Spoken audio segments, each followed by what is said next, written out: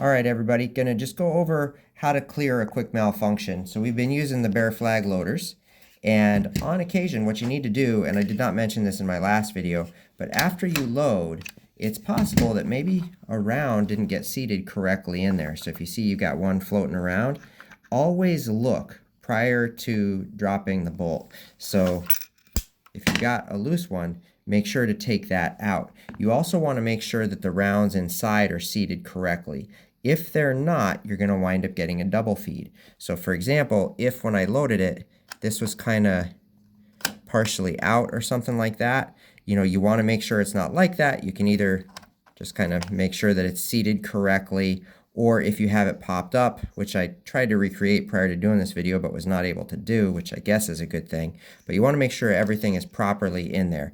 Doesn't mean you have to stick your fingers in there all the time, but make sure that you do a visual and that everything is properly in there. So now let's say that it's not and you need to clear it. This can be difficult and you may not want to put your fingers in there. So what you're going to do, which is really simple, with the gun pointed in a safe direction, and obviously we're using snap caps today, but with the gun pointed in a safe direction, and if you're on the range and this type of thing happens, you're just going to press the mag button on the bottom here and slide.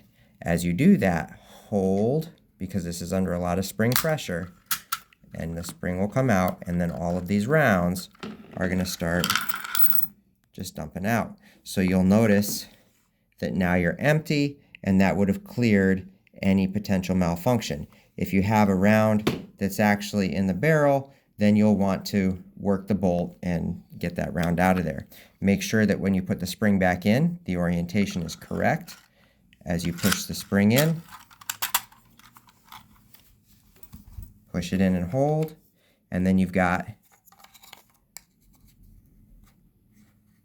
your little base plate, which is going right back on there. And notice you just kind of got to manipulate it to get it right back in there.